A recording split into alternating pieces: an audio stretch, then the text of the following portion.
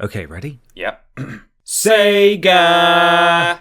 Nailed it. Nice work. Yes, it's time. We've ranked Sony franchises, we've ranked Nintendo franchises, we've even ranked the franchises of a company that doesn't have any franchises. Sega is the next logical step, and it's a fascinating one, spanning just about every era of gaming history. That's probably something we should address up front, as we do mean every era. More so than any of the other companies we've ranked so far, Sega had a massive arcade presence. Any retrospective that does not focus on the astronomical influence it had during that era is bound to be incomplete. We admit that.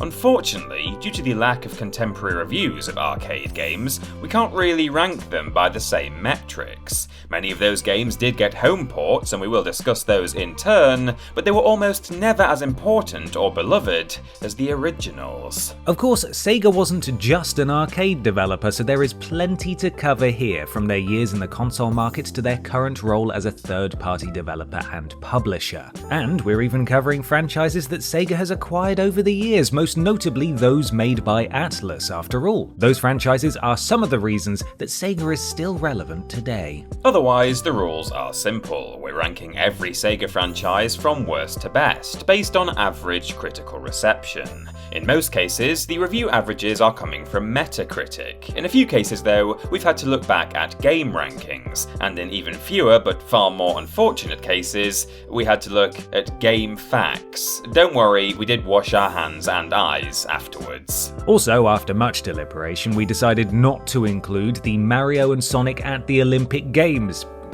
as we've already covered them in our Nintendo list, and there isn't much point in retreading the same ground. As usual, we will not be counting mobile games because there are far too many of them, and I'm not allowed to use profanity in these lists. Also, as usual, no licensed sports games because we're already struggling to find enough to say about the sports games that aren't licensed. Once again, we are only considering series with 3 or more entries. If there are only 2 games, it's not a franchise, it's a game and a sequel. Tattoo that on your chest so you don't forget it. And finally, we're only considering the first home release of each game. No later ports, no enhanced editions, no collections. With all of that out of the way, and each of you cracking your knuckles in anticipation of complaining in the comments section about where Sonic ended up, let's begin. Let's rank 'em.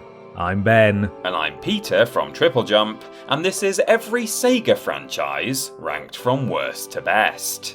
Number 59, Devil Children, 39.39%. I promise we didn't choose to include Atlus franchises on this list just so we could pick on them. We quite like a lot of Atlus games. Devil Children, however, was not received well by critics and is far from the most memorable Shin Megami Tensei sub-series. The name Devil Children refers to the series' protagonists, who are half child, half demon. So they're normal kids then, eh? Further supporting the youthward focus of the series was its similarity to Pokemon, both in terms of visual presentation and its release strategy, with multiple games being released at once. Unlike Pokemon, the companion games had unique stories, but that was small comfort to critics, as it just meant they had to endure more games that they didn't enjoy. Perhaps Devil Children is indeed a great series for kids. We wouldn't know. Only 2 of the games came to the West, retitled Demi Kids Light version and Demi Kids Dark version. They actually performed the best with critics, earning 62.4% and 65.7% respectively. At the bottom of the list is Devil Children 2, Kori no Sho, I think, with 22%, and no other game in the series broke the 40% barrier. I hope kids enjoyed these games, because adults certainly didn't. Number 58, Last Bible, 46.36%. Okay, once again, we didn't include Atlus franchises on this list just so we could pick on them. We're not the ones who reviewed these games. We can't even read most of them. Like Devil Children, Last Bible is a series aimed at kids, because if we know anything about kids, it's that they love their Bibles. Also like that series, the hundreds of demons in the main Shin Megami Tensei games were scaled back to remove the gorier and sexual ones, which leaves about 5 or 6, I think. The first game, Megami Tensei Gaiden Last Bible, was the only one to come west, doing so on the Game Boy Color as Revelations: The Demon Slayer. Fans will know that this wasn't the only time a Shin Megami Tensei subseries came to the west under the Revelations banner. Last Bible reviewed better than Devil Children, but slightly worse than Stubbing Your Toe. The first game was the high watermark with 59.8%, but its immediate sequel was its low point with 35%. Intriguingly, Megami Tensei Gaiden Last Bible Special was developed and published by Sega. It's interesting to see that Sega was working so closely with Atlus as far back as 1995. Number 57.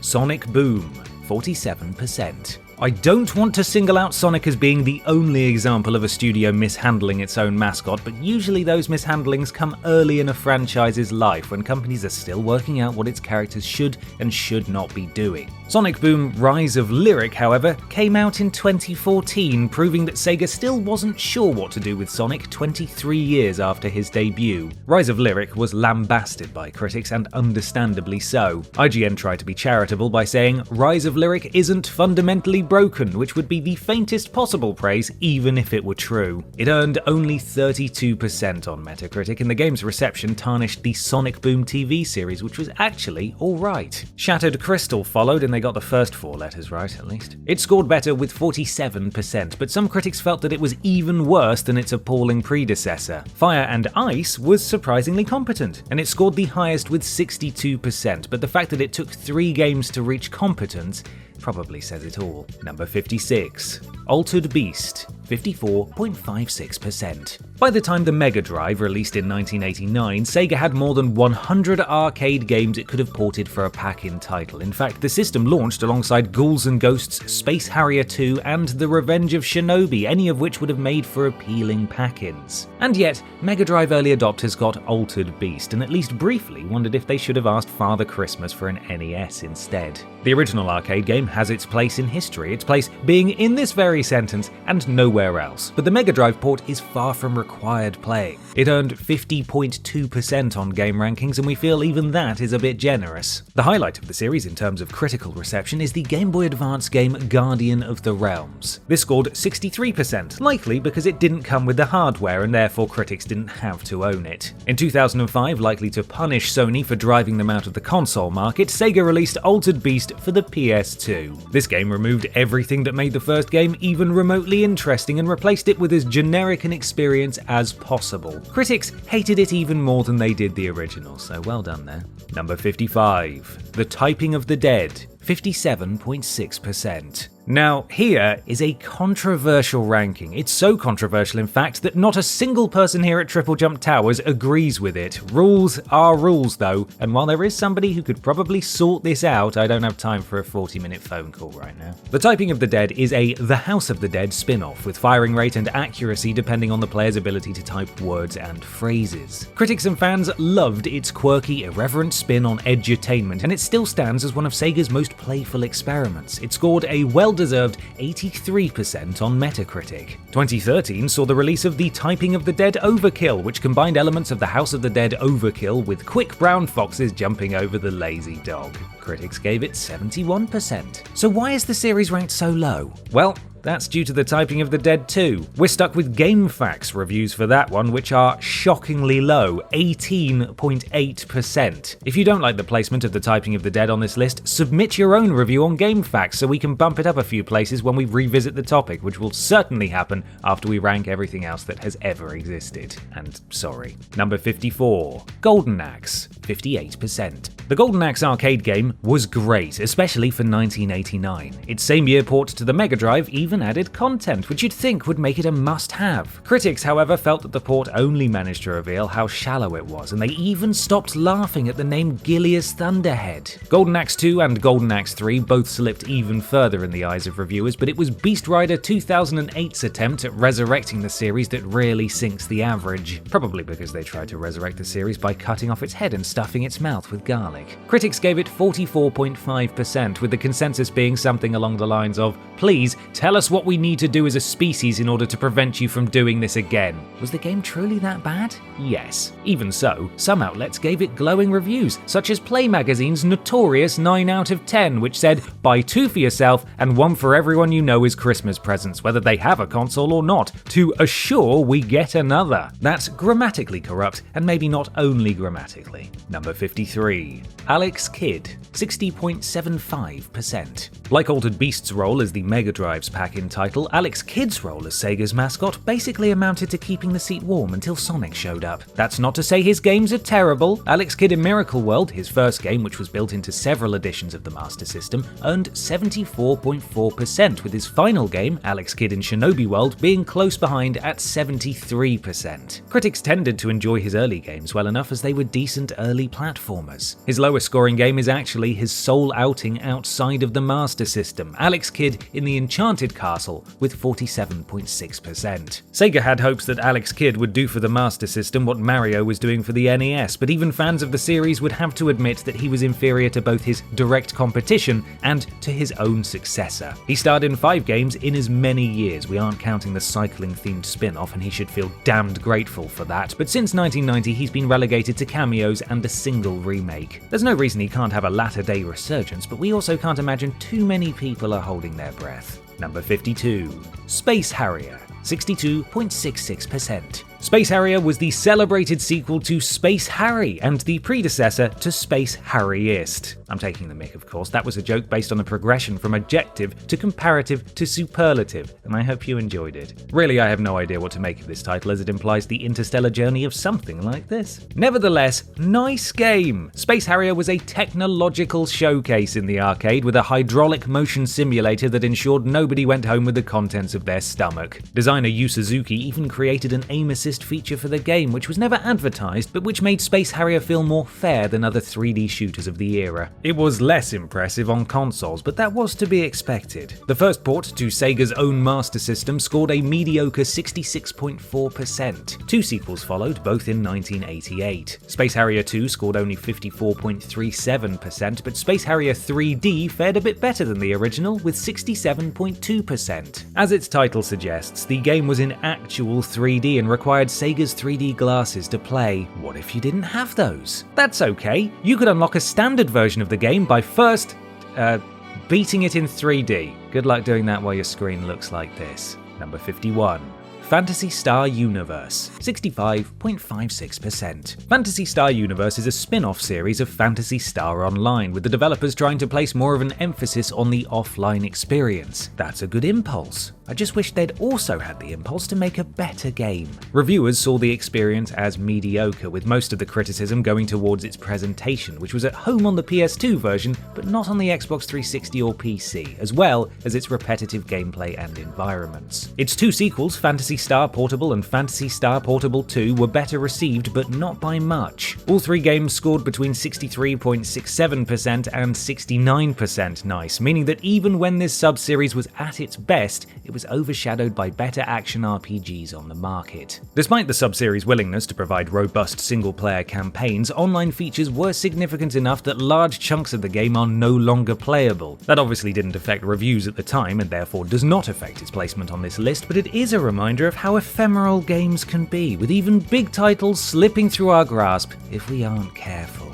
Wow, sorry, I didn't mean to bring the mood down until we got to the Sonic the Hedgehog entry. Moving on, number 50. Zaxxon, 66.2%. Released in Japanese arcades at the tail end of 1981, and in the West the following year, Zaxxon was an impressive game. The isometric graphics, the smooth scrolling, the obstacles that needed to be avoided at different heights, it was ahead of its time and a huge success. Sega even invested $150,000 into television adverts with CGI that looked worse than the actual game did. Oh god. The Atari 2600 port was less impressive, but it wasn't terrible. As a score attack game, fans could do much worse. In fact, the Zaxxon series would indeed allow them to do much worse. Zaxxon 3D for the Master System is the critical critical low point, earning only 60%, perhaps due to the fact that the game is far blander and less engaging than the original. Zaxxon's mother base 2000 for the 32X wasn't far behind, or ahead, I suppose, with 60.6%. Also, it was only released as a Zaxxon game in the United States. It was mother base in Europe and Para Squad in Japan, but we're counting it on the grounds that it at least looks more like Zaxxon than Zaxxon 3D did. I mean, it looks like crap, yes, but it still looks like Zaxxon. Number 49.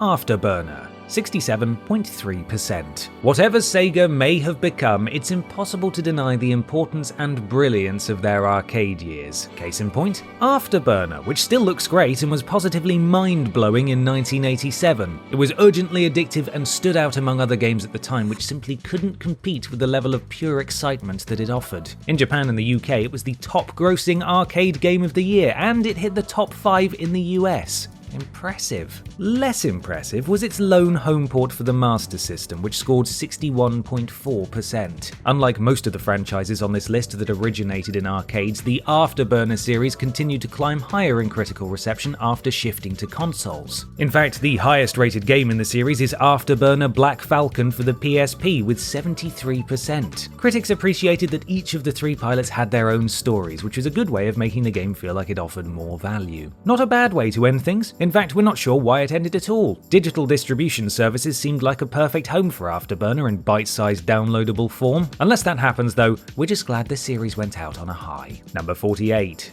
DokiDoki Penguin Land. 67.87%. 2005's March of the Penguins made clear to the world just how dangerous it is for penguins to procreate and protect their young. The world must not have been paying attention in 1985 then, when Sega made the same thing clear with DokiDoki Penguin Land. This puzzle platformer for the SG-1000 involved rolling an egg towards the goal, and it had an on-screen indicator that showed you how and where your egg could fall safely. That's a neat little feature. The game received a sequel in the form of Penguin Land on the Master System, which upped both the challenge and variety. And then, released only because I happened to pronounce too many words in this entry correctly, we got Ikasuze Ikoi no DokiDoki Penguin Land MD for the Mega Drive. It was pretty similar to the previous games in a mechanical sense, no doubt intended to artistically reflect the ongoing, cyclical struggles of real-life flightless aquatic birds. Or maybe it's just because there's only so much you can do with a penguin rolling an egg around. We'll never know for sure.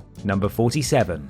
Tempo, 68.33%. The first ever video game is a label that keeps shifting backwards as we learn more about the history of computing. For years it was thought that 1962's Space War held that title. Then 1958's Tennis for Two held the title. Now it seems that 1952's OXO might be the earliest. Regardless of what the first ever video game actually was, that moment represented a turning point as the world was, consciously or not, counting down the days until someone made a platformer starring a rapping grasshopper. Sega was that someone, and 1995 was the blessed year of its birth. Tempo, which we'd love to hold accountable for the failure of the 32X and the downfall of Sega as a whole, was basically the dream you'd have after drinking expired cough syrup. It earned 68%, which puts it just a bit ahead of its Game Gear sequel, Tempo Jr. at 63.6%. Tempo Jr. is a bit easier than its predecessor and also a quite bit less impressive, reusing many of the same elements of the first game. On the bright side though, it represents the only time we in Europe ever had to put up with Tempo. The series high was Super Tempo with 73.4%. This one elevated the animation quality to new levels, looking quite lovely to be honest, but it never left Japan. Maybe one day we'll see Tempo again. I mean, I hope and pray that we don't, but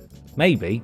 Number 46. Hang On. 68.63%. Speed has always been a part of Sega's DNA, even before old Needle Mouse sped onto the scene, into our hearts and then kept going straight through mediocrity. Hang On, the company's 1985 hit motorcycle game, is just one example of that. The game dominated arcades and was among the first to utilize motion controls, with certain versions of the cabinet featuring a motorcycle that players could tilt in order to control the action on screen. Hang On is also an example of why a list such as this one is bound to be misleading. Sega was an arcade juggernaut juggernaut, but so many of its most popular, famous and influential games must be judged by inferior home ports. Hang On was never going to bring the tactile thrill of the arcade game into the home, nor would it as effectively trick you into thinking that you might be able to pilot a real motorcycle for more than 20 seconds before dying. The lowest reviewed title was the Master System port of the first arcade game with only 64%. Hang On 2 for the SG-1000 actually performed the best with critics, with an average of 72.6%. Not bad, but when this substantial step down from the arcade experience represents the absolute peak of Hang On's critical standing, you know something is amiss.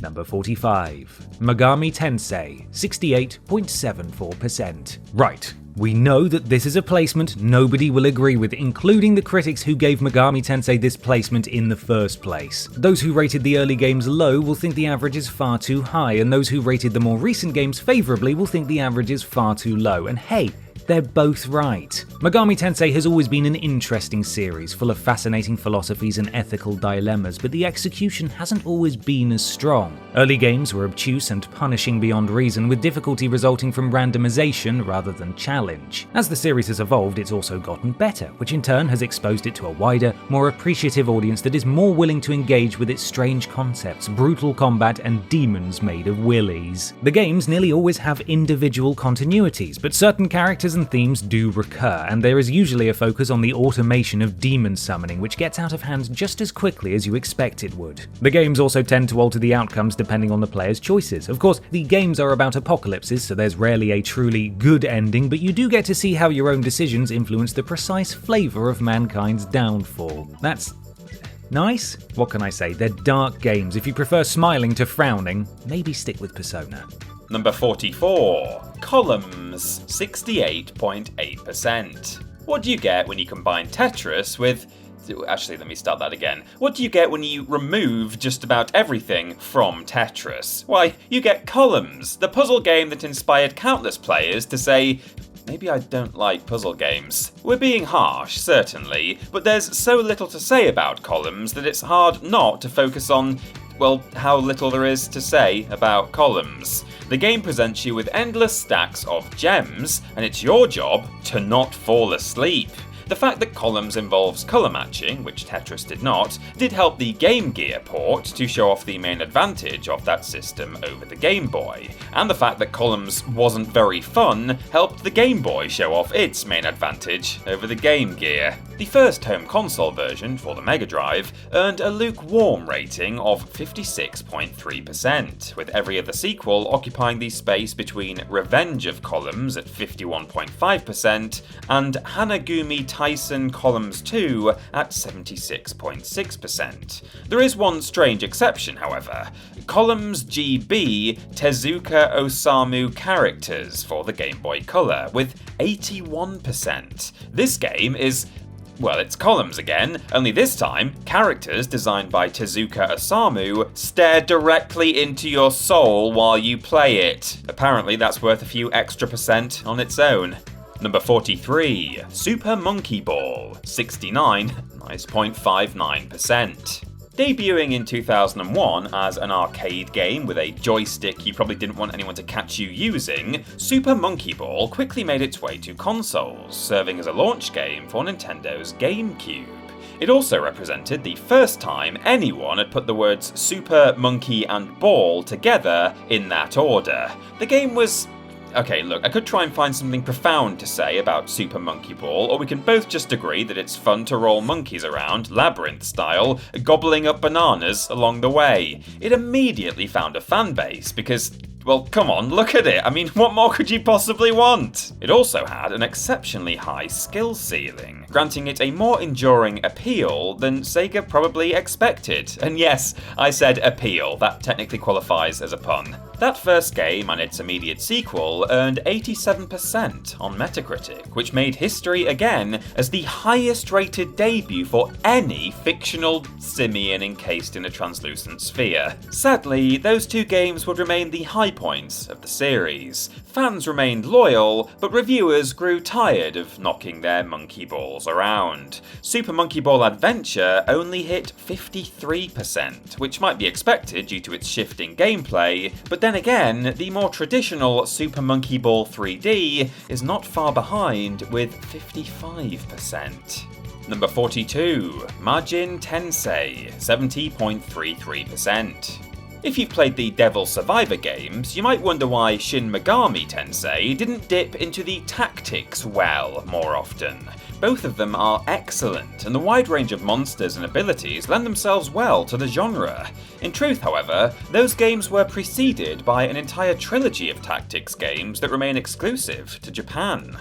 Majin Tensei for the Super Famicom earned a following for its dark tone, excellent in-battle graphics, and stellar soundtrack. So, it was a Megami Tensei game, basically. Its sequel, Spiral Nemesis, improved the narrative and characterization, earning it a higher average, 73.6%, as compared to 70.6%. The third game was Ronda, which was released for the Saturn, and stars characters called Asuka, Satoshi, Keita, Sakurako, and Charlie. No points for guessing which of those I pronounced correctly. Evidently, there was backlash to an early demo of the game that was so severe it caused massive numbers of pre-orders to be cancelled, which made Atlus reluctant to continue producing games of this type.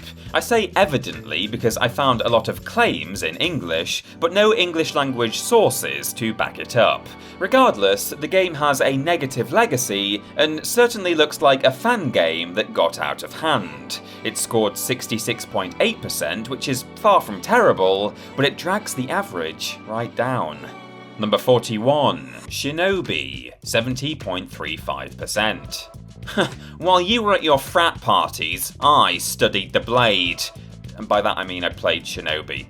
What? Don't make that face at me, the games are really hard. I have to assume I'm a fully qualified ninja now. Shinobi is a beloved series, in many ways Sega's version of NES hit Ninja Gaiden, but it seems that critics never really got on with it. Exactly one game in the series scored higher than 80%. It was Shinobi 3 Return of the Ninja Master for the record, while 5 of them scored below 70%. The lowest scoring game was The Revenge of Shinobi for the Game Boy Advance with 51%, but The Cyber Shinobi with 52.2% tried really hard to claim that title for itself. Perhaps reviewers were turned off by the difficulty. Perhaps they were comparing the games unfavourably to the arcade versions. Perhaps real-life ninjas had driven over their dogs and didn't even have the courtesy to pull over and apologise. It's impossible to know. But I will say that the games are worth taking the time to discover. They're not flawless, but spend enough time perfecting the levels, and there are few games more rewarding to master. Number 40, Power Instinct, or, oh my god, Goketsu Chizoku?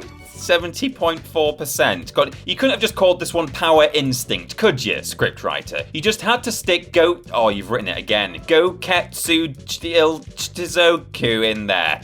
I suppose that's fair, actually. Only 2 of the games we're counting were actually localized as Power Instinct, with the other 2 remaining in Japan with their Japanese names, but I've got my eye on you all the same. Power Instinct started life in arcades when Atlus asked itself a question. What if someone made a fighting game so unmemorable, people would forget about it while they were still playing? The resultant mediocre title was ported to the Mega Drive in Japan and to the SNES in the West. The game's sequel received a port to the PlayStation so that an even wider audience could ignore it. It did have a pretty great soundtrack though, and speaking of music, the third game, Groove on Fight, Goketsu Jilchizoku 3, has the word groove in the title. What? No, I'm not reaching for things to say about the series. Why would you even ask that?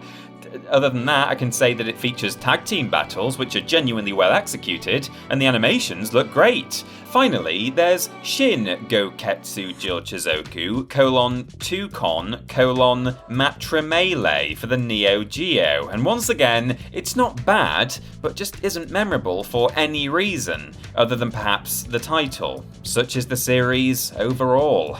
Number 39, Virtualon, 70.46%. Let me tell you everything I know for certain about the Virtualon series.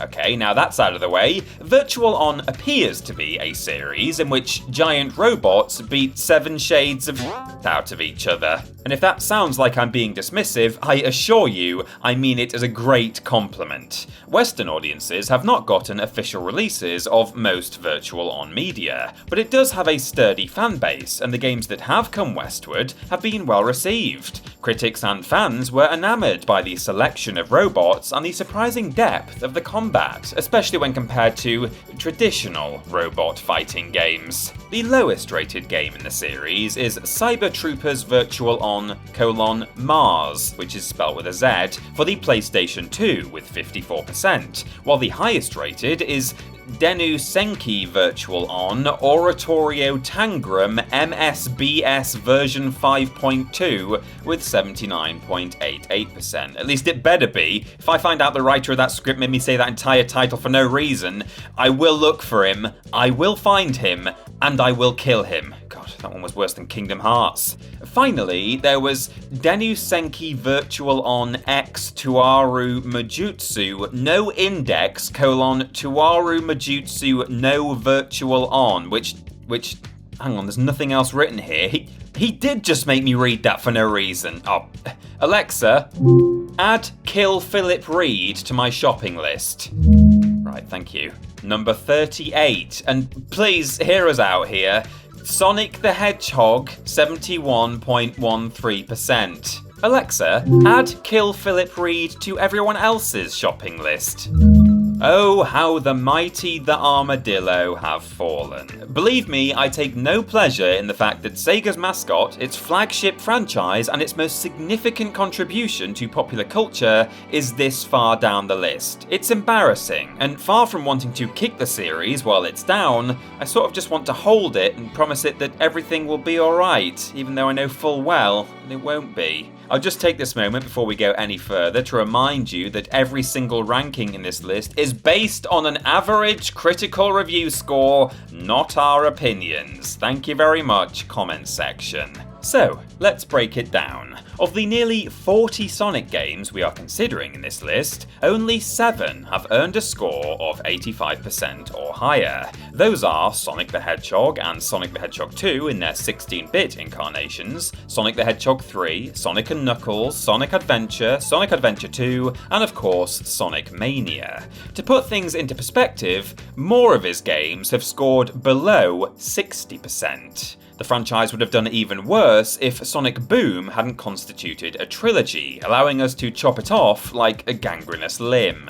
Nearly all of his games chart the critical distance between the mid-60s and mid-70s, with the bottom of the barrel being relentlessly scraped by Sonic Labyrinth at 44%. That said, a 46% rating for Sonic the Hedgehog 2006 offers stiff competition. When we did our Nintendo list, we broke Mario's 3D and 2D games into 2 different entries. We did that, however, because each of those represents a distinct design philosophy on the part of Nintendo. To cut a very long explanation short, each type of Mario game really is a type of Mario game. With Sonic, though, every installment, 2D or 3D, simply represents an aimless flailing on the part of Sega, a company that seems to only wish to prove that it never knew what made Sonic games good to begin with. And so we're combining all of them into a single entry here. I mean, we might as well. If Sega can't decide what Sonic is, we're certainly not going to try and sort it out ourselves. And who knows, maybe Sonic Rangers will be good. Then again, how many times have we said that now? Number 37, Phantasy Zone, 71.62%. Phantasy Zone thrived in the arcade environment due to its engaging visuals, great soundtrack, and simple gameplay. You fly around as a sentient spaceship called Opa Opa and blast the processing out of everything you see. It's adorable. It's also a fairly shallow experience, relying almost exclusively on its presentation to set it apart. Still though, it is a damn fine presentation. Its console ports never quite lived up to the original, but for fans of the colourful cute-em-up, they certainly did the job, and there were enough fans to justify the huge number of ports, including to Sega's arch-nemesis, Nintendo. 2 of them there, in fact. With the exception of a Pac-Man-like spin-off, which we are not counting, the series remained rather similar throughout its sequels, which may be why we haven't gotten a new game since 1992. Even so, the scores vary quite a bit. Super Fantasy Zone for the Mega Drive is rated the highest at 76.67%, with the Game Gear installment, The Adventures of Opa Opa Jr., scoring only 62%, possibly because its title made the reviewers think about the franchise's hero, a spaceship, having somehow conceived a child. Number 36, Wonder Boy, 71.63%. Wonder Boy is not the easiest series to keep straight. The original arcade game got a direct port in Japan for the SG-1000, but the West knows it better as Adventure Island, which spawned a series of its own. In Brazil, 3 Wonder Boy games were modified to star characters from the comic strip Monica's Gang, spawning yet another series, and things only get more confusing from there. None of the games are called Wonder Boy 2, but 2 different games are called Wonder Boy 3. Now, of course, it would be really confusing if, for instance, the 6th release was called Wonder Boy 4, but don't worry, it wasn't. Instead, it was called Monster World 4, leaving fans to search in vain for other Monster World games. And believe it or not, we've only scratched the surface of Wonder Boy's tangled titles. The games themselves vary in quality and critical reception, which is understandable. Surprisingly though, they also vary quite a bit in their gameplay. They run the gamut from punishing platformers to light Metroidvanias to adventures with RPG elements. The lowest rated game is Wonder Boy 3 Monster Lair, scoring only 26.67%. The highest rated game is also called Wonder Boy 3, this time though subtitled The Dragon's Trap. It earned 86.7% from critics and received a well-regarded remake in 2017. This then spawned a remake of Monster World 4 and even a brand new game in 2018 called Monster Boy and the Cursed Kingdom, just to keep up the tradition of very confusing titles. Well done, Wonder Boy. Number 35, Thunder Force, 71.66%. Not that one! I mean, seriously, that one has a far worse Metacritic average. This Thunder Force also started off pretty bad, but it got much better quickly. The original game had nothing to do with Sega, and wasn't even released for Sega platforms. Details are sketchy, but its earliest release seems to have been for the Sharp X1. It's not good, with a critical average of only 56%, but it was popular enough to spawn a series. Thunder Force 2 was released for the Sharp X68000 in 1988, but was exposed to a wider audience the following year with its Mega Drive port. The sequel retained the overhead perspective of the first game, but placed a greater emphasis on side-scrolling stages, which would define the series from that point forward, offering simple but addictive bullet hell action. Actually, the games aren't too difficult, maybe it's more bullet heck. Either way, the critical peak of the series came with Thunder Force 4, released in the US as Lightning Force Quest for the Dark Star. Possibly because Sega didn't think the Thunder Force name was strong enough in that market, and definitely because they didn't think Americans knew how to spell lightning. There's no E, Sega. Number 34, Sega Bass Fishing, 71.73%. I personally believe Sega Bass Fishing should rank much higher than this, because you know I'm all about that bass, no turbot. Anyway, now the video editor has had his fun, I need to somehow fill time pretending I have anything to say about a fishing game. Most of these Sega Bass Fishing titles were originally released in arcades, which would be the last place I would ever wish to play a fishing game, to be honest. The home ports were decently reviewed, however, with the first game's Dreamcast port selling well enough to earn the Sega All-Stars label. And yes, when your bass fishing game sells well enough to become one of the All-Stars, you indeed know that your time in the console business is nearing its end. The highest rated game is Sega Marine Fishing, which, despite the name, is considered to be part of the same series, and also which, despite the name, does not involve fishing for marines. It earned an average score of 79%. The lowest rated is Sega Bass Fishing for the Wii. It earned only 59% and is the last of the Sega Bass Fishing games to date. As you can tell, I'm heartbroken. Just like I will be if you go to the comments and tell me I'm wrong for not pronouncing it bass. If it's good enough for Sebastian in Under the Sea, I'm saying bass, thank you very much.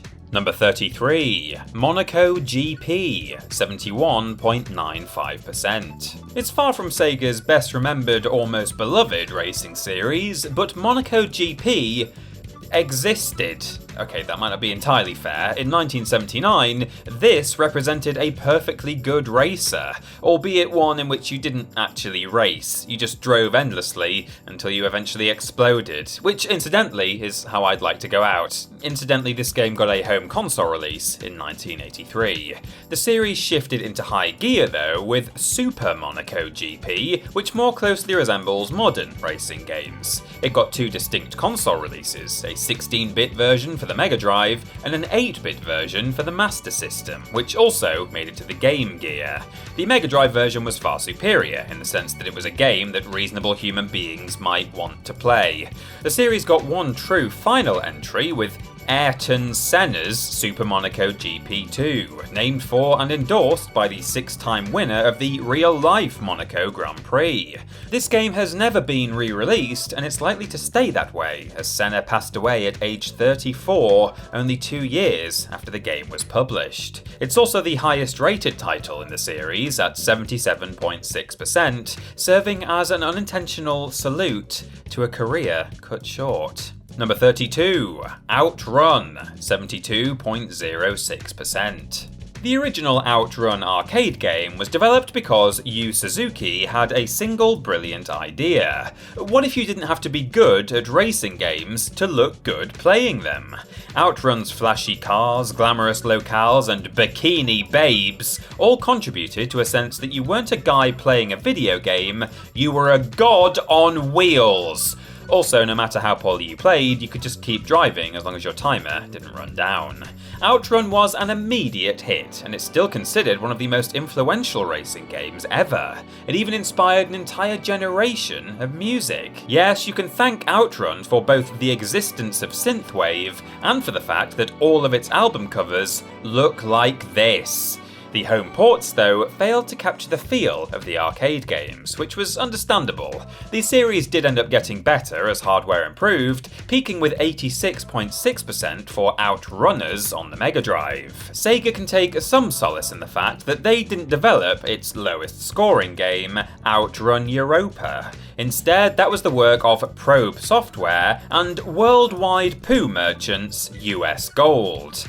You'd think this might have taught Sega an early lesson about greenlighting low-quality cash-in games, but, well, you have heard of Sega, right? Number 31, Space Channel 5, 72.07%. Space Channel 5 was the Dreamcast in a nutshell. Strange, unique, and unforgettable, but with zero chance of mainstream appeal. The game saw interstellar news reporter Ooh La La covering the story of an alien invasion while defeating baddies through the power of dance. It earned an overall ranking of 84.22%. Its sequel, Space Channel 5 Part 2, earned an average of 78%, but fans tend to agree that it's the superior game. Space Channel 5 is weird enough in concept and execution that it's worth experiencing at least once. The series even featured Michael Jackson as Space Michael, which will either inspire you to finally seek out the games or to keep avoiding them, and either way, I'm not going to judge you. Aside from some ports to the PS2 and Game Boy Advance though, this was about as far as Space Channel 5 went. At least it was, until Space Channel 5 VR Kinda Funky News Flash was released in 2020 for PSVR. And well, we can't unrelease it. Critics were disappointed by the brief VR experience, which suffered from responsiveness issues and had you doing little more than standing still and moving your arms. Not quite the rebirth fans were hoping for. Number 30. Persona Dancing, 73.67%. We can all agree that Persona 3, 4 and 5 were good games, but I think we can further agree that whenever the characters weren't dancing, we were asking ourselves, why aren't the characters dancing? Thank the Lord then for the Persona Dancing games, which addresses that massive oversight. Persona 4 Dancing All Night earned 76% on Metacritic, which is not bad for what could have been a disposable tie-in. It was praised for its song selection, great remixes, and accessible rhythm mechanics. Critics were split on its story mode though, which even fans of the original game had to admit dragged a bit. The dancing treatment was eventually given to Persona 3 and 5 as well, though it didn't quite fit as well with those moodier games. At least one reviewer also bemoaned the lack of the ability to play as a dancing Shiba Inu in Persona 3 Dancing in Moonlight, making him the most correct gaming critic on the entire internet. The Persona Dancing series is much better than might have been expected, which is the case with most Persona spin-offs. If you don't already enjoy rhythm games, these won't change your mind, but if you're dying to spend just a little bit more time with your favourite group of school-age saviours, these are welcome ways to reconnect. Number 29. The House of the Dead, 74.06%. The House of the Dead is rail shooter royalty. It debuted in 1996, the same year as Resident Evil. They both took very different approaches to zombie hordes. In Resident Evil, you methodically explored a mansion in the hopes of unraveling the mystery of what happened before you arrived. In the House of the Dead, you showered everyone around you in burnt meat. It's far from an intelligent experience, but that makes sense. Zombies eat brains, so there probably aren't any left. What remains is a gory shooting gallery with B-movie flair, and it's no wonder that it caught on. The series is at its best in arcades, where you get to hold a light gun and scream obscenities in front of strangers and their families. But it made a successful jump to consoles. All 5 games received average scores in the 70s. The lowest rated game was the Saturn port of the first with 70.54%, and the highest rated is the most recent Overkill for the Wii with 78%. I'm not sure the time is right for a return of the series. It would probably be too easily disregarded as yet another zombie shooter, but the time is right for a remastered collection of all 5 games, so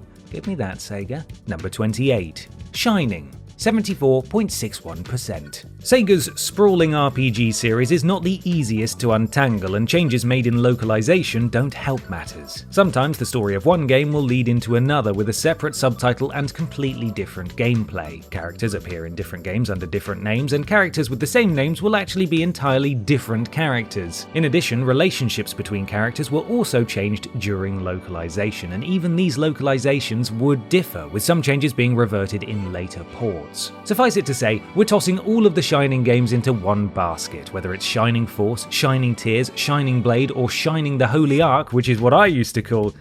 the point is they're all together in this entry, which is sure to please everybody. That's a joke, of course, but pleasing everybody is more or less what the series did on the whole, often scoring between 75 and 85% on average. The games were lauded for their art styles, soundtracks, and stories. Overall, the series tried many different approaches through the years, sometimes concurrently. Traditional turn-based combat, tactical role-playing, action RPG. Basically, if you enjoy any aspect of JRPGs, there's likely to be something here that you will love. You just have to dig through a fair few games to find it. Number 27. Devil Summoner, 75%. It's nice to see Shin Megami Tensei higher on this list, but I have to admit that I'm baffled by Atlus's decision to group these 4 games into their own Devil Summoner series. The first 2 games were released for the Saturn and were exclusive to Japan, though the second one did eventually get a Western port on the 3DS. They each follow demon summoning shenanigans in different cities with different sets of characters, and there's little narrative overlap. Then there were a pair of prequels for the PS2. These take place far in the past and have little little in the way of connective tissue to the others, either in terms of story or gameplay. They also introduced a new protagonist, Raido Kuzunoha, and take place in a fictionalized version of 1930s Japan, where, surprise surprise, penis monsters are going bananas. The Raido Kuzunoha games were well received and would have made sense as a series of their own, but as of now they remain an odd couple of prequels to games that most fans haven't had an opportunity to play. Here's hoping Atlus sees fit to remaster those two at least, as they'd make a nice little duology. Or they could be very generous and localize the first Devil Summoner game as well. We want to give you money, Atlus, we're just asking you to take it. Number 26. Puyo Puyo, 76.42%. Columns may have been Sega's intended answer to Tetris, but Puyo Puyo is by far the stronger contender to that throne. It's even been granted the honour of officially crossing over with Tetris not just once, but twice. The game requires players to match multicoloured blobs and... well, okay, usually that's all that happens in these games, but it's both addictive and satisfying to watch the little jelly boys explode in a massive shower of jam. I mean, that's probably actually their blood and flesh, but I think we're all better off the less we think about it. The series is known for its adorable visuals and excellent soundtracks, both of which belie extremely deep potential for strategizing. The games are easy to play, but difficult to master. That's a phrase we hear often, but rarely about games starring little slime creatures with googly eyes. From a critical perspective, the series peaked at 86.2% for Puyo Puyo N, or Nya, forcing me to try to pronounce the clearly unpronounceable. Its low point of 62.6% for Nazo Puyo 2 isn't all that low either, and most of its games scored in the 75 to 85% range. It's not a series that's evolved much, excellent Tetris hybrid aside, but it's one we're glad is sticking around. Number 25. Ecco the Dolphin, 76.43%. Depending upon how one chooses to measure intellect, dolphins can be considered nearly as intelligent as humans. Personally, I'd say they're more intelligent than humans for the simple fact that I've never seen one of them play Ecco the Dolphin. Admittedly, the first game was a hit in its day, and reviewers gave it high marks, but that's probably because they were too embarrassed to admit that they couldn't get very far in a game about a time-traveling dolphin. It was brutally frustrating and confusingly designed, though it certainly looks nice. It scored 75.7%. Its sequel, The Tides of Time, decided that fighting aliens and travelling through history weren't enough for dolphin kind, so it introduces dimension-hopping physical transformations and even flight. Oh, they fly now! They fly now? Yes, they fly now. With this progression of scientific dolphin achievement, one might expect the third game, Defender of the Future, to involve the dolphins developing a unified theory of everything, colonizing Pluto, and even convincing Amazon to stop literally working its employees to death. You know, true hard sci-fi. Ecco's 3D debut doesn't get quite that outlandish, but it does look great and has its own share of impossible dolphin accomplishments, earning the series its highest score with 84%. Number 24. Sonic Racing, 76.45%. It's not surprising that Sega would want a slice of that sweet Mario Kart pie. A pie, it should be noted, in which money is both the filling and the crust. What is surprising is that, against all odds, the games were quite good. Sonic and Sega All-Star Racing turned out to be a welcome journey through Sega's past, where, let's be honest now, most of the good Sega stuff is. Though Sonic got the focus of the game's title and marketing, tracks and characters were drawn from all manner of Sega properties, from Space Channel 5 to Crazy Taxi to the House of the Dead. Sonic and All-Star Racing's Transformed expanded the scope even further, bringing aboard other classic Sega characters, such as Danica Patrick. This is also the game with the best critical reception, hitting a respectable 80.67%. It was followed, sadly, by the lowest rated game in the series, Team Sonic Racing. Critics took issue with the game's presentation and lack of innovation as opposed to anything it actively did wrong. As of now, it's unlikely that the series will ever truly hit the heights of Mario Kart, but for an also-ran, it ain't half bad. Number 23. Initial D, 77.52%. Initial D is... okay, listen, I have no flipping clue what Initial D is. The only Initial D I know is followed by Ick, which is subsequently followed by My Chinko. It seems to be a coming-of-age driving-themed anime/manga/live-action film/video game series, and though it started in 1995, it didn't get any kind of official English-language release until 2013. As such, its impact in the West has been pretty minimal. I won't pretend to understand it any better than I actually do, which is to say, I only know it for the meme song and I Am Sorry, but we can focus on the games at least. Of the 25 Initial D games, 5 make up the core console series, which involve driving and being an anime man. The critical low point of the series was the Saturn original, Initial D Kudo Saisoku Densetsu with 63.6%, nailed it. The high point was the very next game for the PS2, Initial D Special Stage, which I at least know I am pronouncing correctly, with 82.6%. The most recent game that qualifies for our list is Initial D Perfect Shift Online for the 3DS with an admirable 79.2%. To all of the things that I don't understand about this series, add that I don't understand how they resisted calling it Initial 3D. Wasted opportunity. Number 22.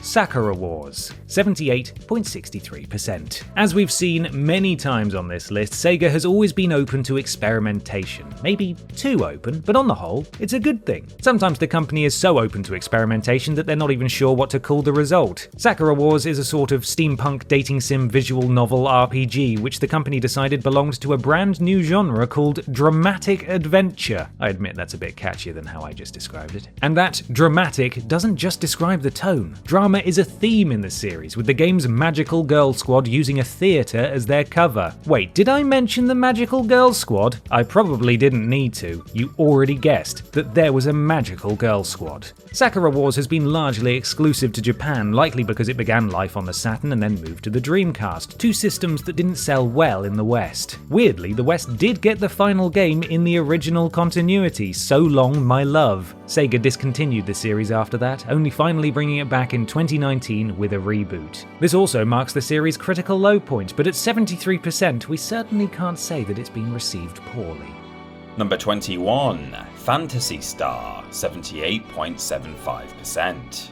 Phantasy Star is one of Sega's most expansive franchises, with various spin-offs and sub-series that span different gameplay styles, narratives, and levels of critical appreciation.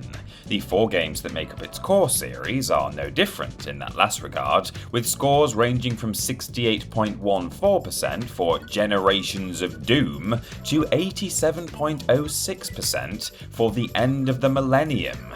Reviewers may not be convinced by it, but for Sega fans, Phantasy Star represents one of the company's earliest must-have titles. Released for the Master System in 1987, the game was a fun adventure through a world inspired as much by science fiction as it was by fantasy. To modernise, it may not look like much, and indeed anyone digging it up for the first time today might wonder what all the fuss was about, but it was a bigger and more impressive narrative experience than most anything else available for consoles at the time. The series continued on the Mega Drive, with each game developing the formula in its own way, from richer characterization to more complex storylines to branching narratives. It never achieved the staying power of some of its contemporaries, but Phantasy Star is still held in high regard today, as is a certain successor series, which brings us nicely to number 20, Phantasy Star Online, 79%. Sega deserves credit for correctly foreseeing that online gaming would become commonplace,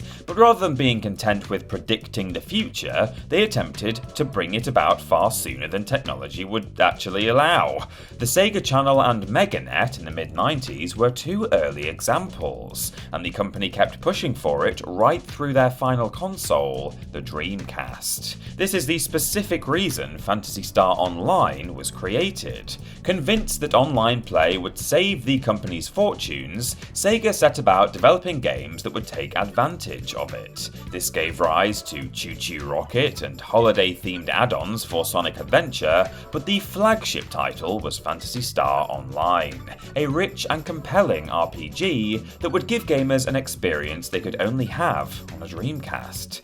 Sadly, internet connectivity was both expensive and unreliable, and per-minute connection fees were still commonplace. So even if you could count on Phantasy Star Online working properly, you would slowly drain your bank account every time you logged on to play it. The game was well received, however, earning an 89% average, and fans stuck with the series after it made its leap to other consoles. The Dreamcast had a lot of potential, and it did so many things right, it just also failed to do those things at the right time. Number 19, Seventh Dragon, 79.1%. Seventh Dragon, until its most recent game, was exclusive to Japan. The first installment on the DS was praised for its music, visuals and animations, as well as its flexibility in terms of character and party customization.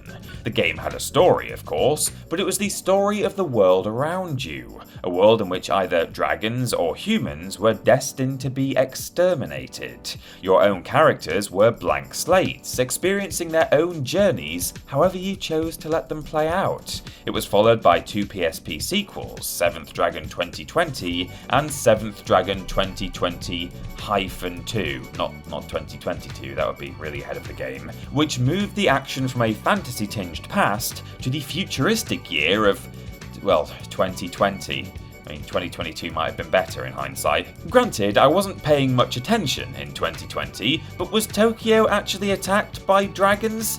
It was a busy year. I'm sure I missed at least a few of the major news stories, but I'm at a loss. The fourth game was the only one to come to the West. Seventh Dragon 3, code VFD for the 3DS, may seem like a strange place to start. I mean, we typically don't begin a novel by reading its final chapter, but the games are largely self-contained, so it's worth picking up if you're curious about the series as a whole.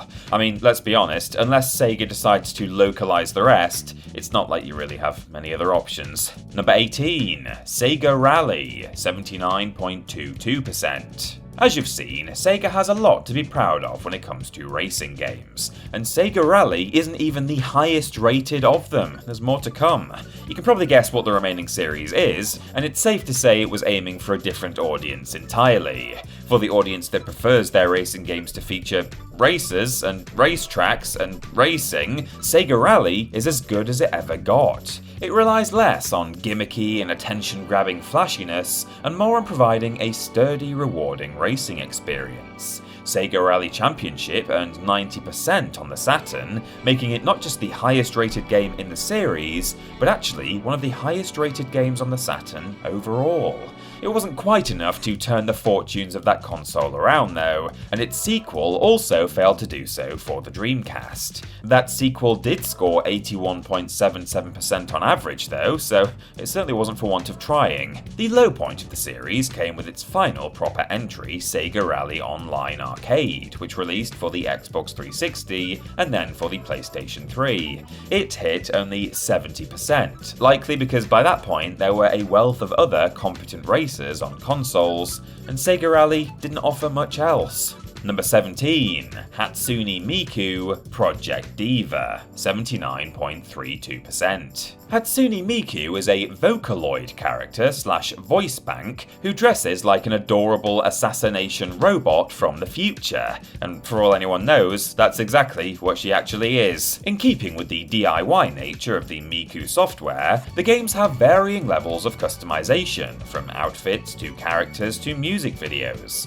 As far as gameplay goes, well, I think it's pretty clear that I got rhythm, I got music, I got my man, but I'm far from an authority on rhythm games. These ones, though, seem to be pretty standard in terms of gameplay, with their appeal coming mainly from their ties to popular Vocaloids. And well, that's okay. That's a good thing, in fact. A rhythm game catering to an audience's taste in music is a pretty good idea. I can't pretend it's my taste in music, but if all the characters and songs were replaced with Hootie and or the Blowfish, I'm sure I'd be in heaven. So let's be positive about it, alright? Critics gave the games favourable reviews, enjoying their visuals and song selections, with Project DIVA second topping the charts at 85.4% and VR Future Live bottoming the charts with 61%, perhaps because nobody's keen on the idea of being trapped in virtual reality with an assassination robot from the future. Number 16, Knights, 79.39%. Bursting with unique charm, promising huge potential, and guaranteed to end far too soon, Knights into Dreams is unquestionably one of the most beloved titles from the Saturn, and it reminded a fair few gamers why they fell in love with Sega in the first place. Even Shigeru Miyamoto was a fan, asking creator Yuji Naka about a sequel back when Sega and Nintendo were still rivals. Critics awarded it an average of 88.56%, which is great, yet feels just a hair too low. And that was it until well after Sega exited the console market. Mr. Miyamoto eventually got his wish for a sequel though, and he got it on his own console as well. Knight's Journey of Dreams released onto the Wii to, well, an underwhelming response. Critics gave it an average of only 69%, Oh, nice. claiming that it didn't measure up to the charm and wonder of the original. Even the most jaded reviewer had to admit that it was nice to see the character again though, mainly because it meant that the series might continue. But it didn't. Which means it technically doesn't qualify for our list, does it? That's only 2 games. Well, such is the warmth and charm of Nights that we bent the rules just a little bit here. We're including Christmas Nights into Dreams. Yes, it was a demo made to sell the first game, but it was released separately, it had original content, and it even got reviewed. Well reviewed, I might add, with an average of 80.6%. The character and franchise are far from Sega's most important ones, or profitable ones, yet leaving Nights off this list felt like an injustice. It represents a crucial part of Sega's creative DNA, as well as the last project Yuji Naka ever worked on. You hear me? Nights was his last project, definitely. Number 15, Trauma Center, 79.75%. While Surgery on Cartoon Characters sounds like one of those apps that your niece or nephew downloaded and that their parents should probably be told about, Trauma Center is actually a really good series. It made its home on Nintendo's DS and Wii consoles, where they took excellent advantage of Nintendo's innovative control methods. It was basically Cooking Mama with human innards. The Trauma Center games built their entire experience around these controls, and they did so brilliantly, making you feel as a player more responsible for the outcomes of surgical procedures than you would if you were just pressing buttons in response to on-screen prompts. It was your talent and experience on which your patients relied, and that went a long way towards keeping the games tense and engaging. What truly elevated the series, however, were the characters and the writing. Not surprising really, as the Trauma Center games were directed by Katsura Hoshino, who had his hands in Persona and Shin Megami Tensei, among other series. Here's hoping he washed those hands before surgery. Even though Nintendo has since released 3 more systems with motion and or touch controls, we've yet to see more games from the series. I'm hoping for a whole collection to be released at some point. I've been in the mood to perform surgery all year, but James just keeps saying no. God, so much for being a team player, eh? Hey, Jenkins! Number 14. Etrian Odyssey? It might be Etrian. Either way, 79.83%. All dungeon crawlers expect you to explore the map. Etrian Odyssey, that's what I'm going with here, stood out by asking you to make the map as well. In perhaps one of the cleverest genre twists in recent memory, the game turns the map into a gameplay element itself, tasking players with drawing it and keeping it updated, on top of battling enemies, gathering resources, and screaming filthy words because they died and hadn't saved in the last 2 hours. Etrian Odyssey was punishing in its difficulty, which explains why reviewers saddled it with the series' low score of 75%. Later games weren't much more forgiving, but by that point critics realised that the tough as nails experience was a feature and not a bug. Etrian Odyssey made you earn every square of the map that you mapped. In most dungeon crawlers, players feel empowered when they defeat a boss or discover a new area. In Etrian Odyssey, the empowerment came from a simple understanding of your own environment. It was, as it probably goes without saying, a perfect match for Nintendo's DS and 3DS handhelds. With 2 screens and a stylus, the map could be drawn during exploration rather than on a pause screen. Unfortunately, the lack of a second screen on the Nintendo Switch means we may have seen the last of Etrian Odyssey for a while. It may come back, but without the real-time integration of the map-making system, it just wouldn't be the same. Number 13. Crazy Taxi, 80.4%. Crazy Taxi was one of those rare arcade games that felt impossible to stop playing, until you ran out of pocket money at least. Considering the fact that the game lasted only as long as you kept playing well, there was always a teeth-grinding determination to pump more money in and do better. It was an instant classic and lent itself extraordinarily well to a must-have home port on the Dreamcast. It was lauded by critics, and rightly so, earning an overall rating of 90.19%. It provides more content than the arcade version without suffering even slightly, in terms of performance. Its sequel wasn't quite as impressive, but still earned an admirable 82%. Then came Sega's post-console years, and the series floundered. High Roller for the Xbox scored 69%, which is as disappointing as it is nice. It was followed by ports for the PlayStation Portable scoring 64% and the Game Boy Advance scoring 48%. We aren't counting those in our average, but they are emblematic of just how far the series had fallen so quickly. What's become of Crazy Taxi since? Well, what becomes of any franchise without direction? It moved to mobile phones, where the games had little in common with the series overall, dying a slow and embarrassing public death. Still, those first two games, eh? Number 12. Yakuza, 80.5%. It's not easy to summarise Yakuza, what with its brutality and sense of humour sharing the same space, as well as its frequent diversions into karaoke sequences and seduction minigames. It's a weird and wonderful series that sees its global profile grow with each new instalment and remaster, which isn't half bad for something that so directly aims to capture a specifically Japanese landscape. Each of the games lovingly recreates a real-life city in Japan, and then fictionalises it to better suit the over-the-top mayhem of the game. The result, for Westerners in particular, is a sort of travelogue in video game form, in which day-to-day Japan shares space with absurdist comedy. The mundane is interrupted by massive street brawls, and seriousness and silliness bump each other out of the spotlight in turns. What's more, Yakuza also finds itself growing in the estimations of critics. It never scored poorly, but whereas the earlier games earned averages of around 75%, more recent games are closer to 85%. Is this because the series got better, or because critics gradually came round to its unique charms? It's tough to say, but it's great to see one of Sega's biggest latter-day gambles paying off.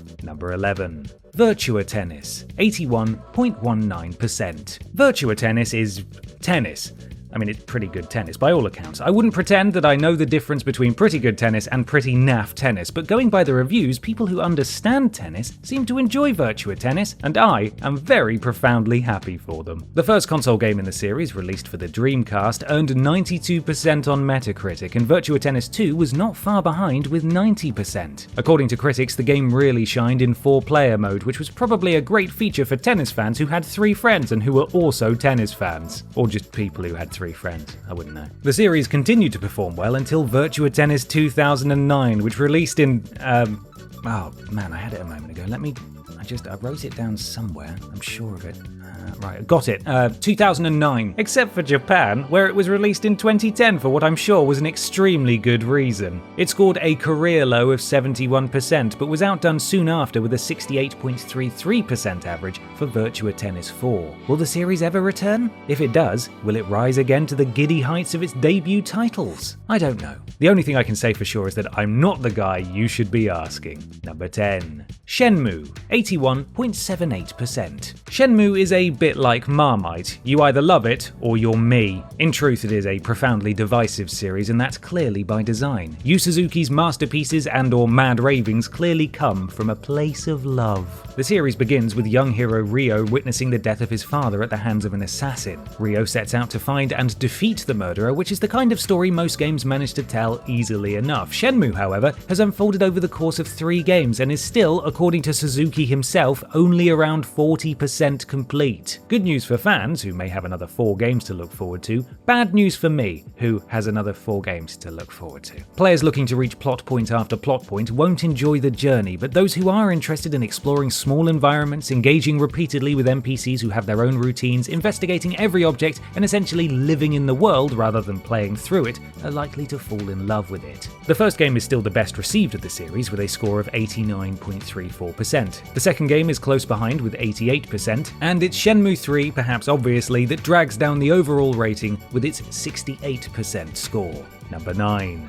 Streets of Rage, 82%. Why is it so entertaining to walk endlessly down the street punching everybody to death? I don't know, but I can say at least that I enjoy doing it in video games as well. Anyway, Streets of Rage was birthed from the same primordial beat-em-up broth that gave us Renegade, Double Dragon, and Final Fight. But Streets of Rage had an important difference. This time, the profits would go to Sega. Streets of Rage may not represent Sega's most original concept, but it does represent some of the company's most careful and best-honed game design. Every element of Streets of Rage, from its gritty visuals to its crunchy sound effects to its incredible soundtrack, make it easy to forget that anyone else got there first. Sega absolutely got their best. The series even has a retro revival done exactly right. Streets of Rage 4 released in 2020 to rightful acclaim. While a few stodgier critics complained that the game felt like a modern-day product of the 1990s, other reviewers understand that that was, exactly the point. Streets of Rage 4 gave fans a formula they loved, but with a modern feel that updated the experience without undermining it. Streets of Rage is a classic series, and it's one that any developer would be proud to have in their top 10. Number 8. Warhammer 40,000 Dawn of War, 82.67%. Warhammer 40k is, I am told, the best-selling tabletop wargame in the world. Then again, my knowledge of tabletop wargames is even smaller than my knowledge of quantum physics, so you could tell me literally anything is the best-selling tabletop wargame in the world, and I will nod politely in the hopes that the topic of conversation will soon change. Fortunately, the Dawn of War video games are pretty famous too, and I can talk about those. The first Dawn of War was developed and published without Sega. It's a real-time strategy game with an emphasis on establishing and holding control points. Critics praised its visual presentation, voice acting, and story. Sega stepped in to publish the direct sequel, which downplayed the base-building aspects in favour of enhancing combat. It averaged just 1 point lower in its critical reception, with reviewers conceding that even if they didn't approve of the changes, the game was still pretty great. The consensus on Dawn of War 3 was that it tried to do too much without taking the time to do any of it well, resulting in a game that felt unbalanced and disposable. Critics likely weren't alone in that assessment. Developer Relic Entertainment abandoned support of the game about 10 months after release, whereas the previous Dawn of War games received long-term support in the form of patches and expansions. Not the best way to go out, but it was fun while it lasted. Number 7. Sonic Advance, 83%. See, things aren't all bad for Sonic, they're just mainly bad, like appallingly so. But we've been through all that, so let's focus on a trio of games that were actually very good overall. Sonic Advance landed in late 2001, with some of the best reviews the Blue Blur has ever gotten in the post-Mega Drive years. It reached 87% on Metacritic, marking a return to form for Sonic. One we now know to be temporary, but hey, still. It was lauded for its graphics and animations, as well as its music, which some critics believed eclipsed the soundtracks of the original games. Those critics were wrong, obviously, but there you go. Sonic Advance 2 scored 83%, and Sonic Advance 3 brought up the rear with 79%, though reviewers enjoyed the partner system, which added a bit more variety to a single playthrough. It was a great but short series. Not perfect, but it showed that Sonic could be a welcome presence in gaming moving forward. He wouldn't be, as it turned out, but he could be. There's also something of an irony to the fact that Sonic's highest rated sub-series was released exclusively on a handheld from the company that Sonic was created to kill. But we've been hard enough on the guy already, so let's just move on, shall we? Number 6. Football Manager, 83.15%. Football, soccer, the beautiful game, a sport, whatever you call it, it does exist. I can confirm that much. Beyond that, the details get a little hazy. I know there are a number of players involved, let's say 50 of them. They run up the pitch and down the pitch at different times for different reasons, and depending upon what the players do with the ball, the audience will either cheer or beat each other up, or sometimes both, I think. I don't understand it in the slightest, to be honest. Which means, as I'm sure we can all agree, that I am the perfect person to talk about Football Manager. It looks like a lot of fun for people who enjoy tabbing through spreadsheets, and I don't mean that as an insult, by the way. Some of my best friends tab through spreadsheets, and they do it remarkably well. But it does mean that literally any given frame of footage of these games both confuses and frightens me. Anyway, as you can tell from the overall average, these games do have an appreciative audience that I'm not a member of. What's more, they don't vary much in score from game to game. Football Manager 2008 should be ashamed of itself for its measly 76.79% average, but Football Manager 2010 should do a victory dance in honour of its 87%. Ho-ho! All of the other games fall between those two scores, of course, and should therefore experience varying degrees of shame or do varying degrees of dance depending upon their individual proximity to either extreme. Thank you for listening to me speak about Football Manager for the only time in my entire life. Time for number 5? Yeah, number 5. Number 5! Panzer Dragoon, 83.34%. Whatever else one could say about the Sega Saturn, 4-letter words mainly, there's no question that its graphical capabilities were impressive for the time. What it really needed though was a game that could show it off, hence the birth of Panzer Dragoon, which could have been a glorified tech demo, but instead became one of the system's defining titles, one of Sega's most beloved series, and spawned a legion of fans who have been waiting nearly 20 years for another game. Panzer Dragoon is a rail shooter, and we've seen plenty of those on this list. What sets it apart though is its world and its atmosphere, both of which are deeper than strictly necessary for the genre. This paid off handsomely with its highest rated game, Panzer Dragoon Saga, which shifts the emphasis into an RPG experience. We debated whether or not to classify this one as a spin-off, but since Sega doesn't refer to it as one, and because it often comes up in discussions of the greatest games of all time, we decided to include it. It scored 92.46% and is one of 3 games in the 5-game series to score 90% or above. By far its lowest rated game is Panzer Dragoon Mini, which neither I nor anyone else will ever mention again. Number 4, Virtua Fighter, 83.7%. For many years, fighting games were dominated by pixels. Then Sega came along with a whole new angle, namely angles. Virtua Fighter was born. We're simplifying, of course, but the fact is that Sega realised that polygons could animate more smoothly, easily, and believably than pixel art could, and the result was a game that neither looked nor felt like anything else at the time. Virtua Fighter became one of the most successful fighting games on the market, and its various home ports were received enthusiastically. 4 of these 7 games we're counting scored 85% or more, with Virtua Fighter 4 being the critical highlight at 94%. The series has been largely dormant since Virtua Fighter 5 in 2006, but an enhanced remake of the game was released in 2021 for the PS4, so it may not be quite down for the count. Also, they don't qualify for this list, but the CD Portrait series releases are worth a note, simply because of how strange they are. They were 10 volumes of discs for the Saturn, with an 11th available by mail only to those who purchased the other 10. They consist entirely of images of the fighters presented over music, without any gameplay. I have no idea what the appeal of these discs was meant to be. No idea whatsoever. Filth. Number 3, Persona, 83.8%.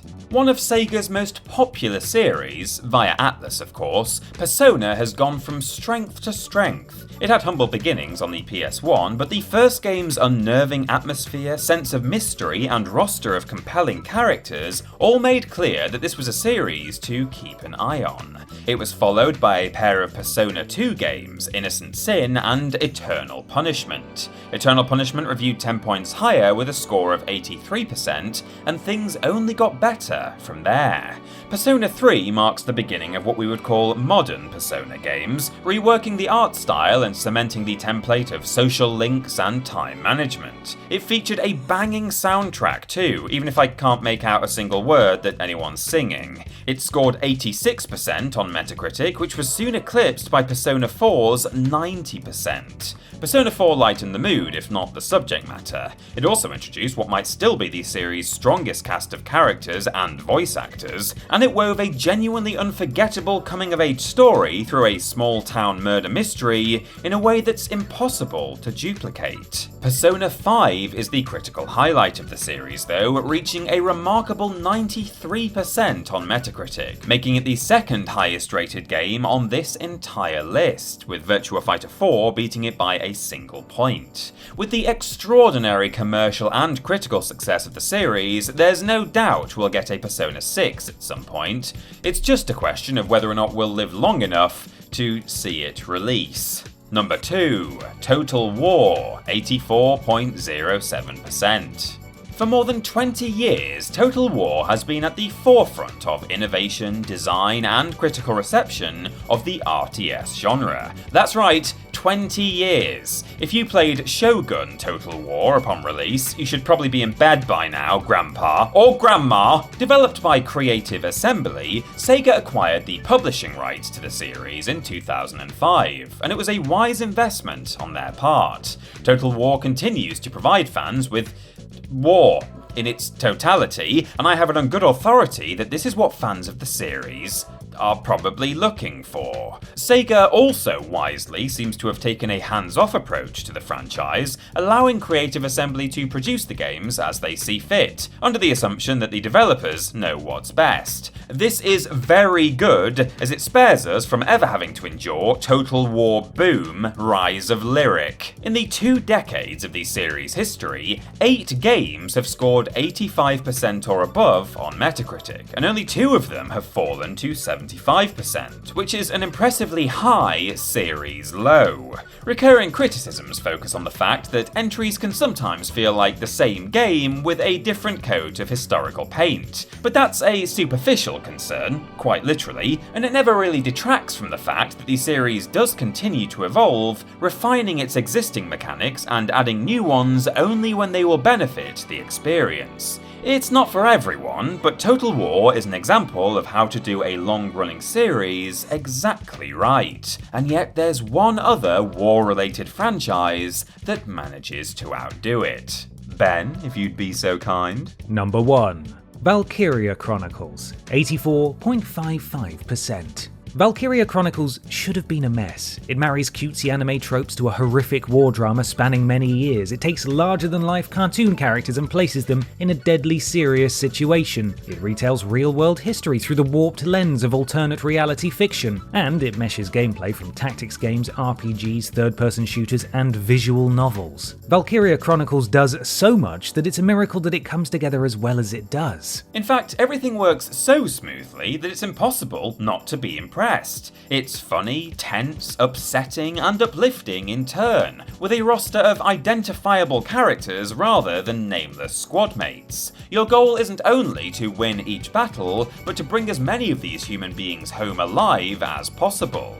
It's like a game of Risk, only you're responsible for making every shot during every turn, and you do so with the knowledge that you're jeopardizing the lives of your fellow soldiers if you don't. In the most general possible way, Valkyria Chronicles is a retelling of World War II, something the games industry has done more than often enough. But its particular approach, presentation, and tone gives the series a rich identity far beyond what most games based around this particular historical conflict have managed to achieve. All 4 of the main games scored between 83% and 86%, representing an impressively consistent run. And that is a great thing, because Valkyria Chronicles deserves its lofty placement. Is it likely to be anybody's favourite Sega franchise? Maybe not, but it's indeed pretty clear that it's the one with the clearest vision of what it is, the strongest sense of how to achieve its goals, and the fewest stumbles along the way. Valkyria Chronicles, I salute you. Yes, that's the final pun that all of this has been building towards. Hey, it was a long list, we're tired. Now go click a related video or something.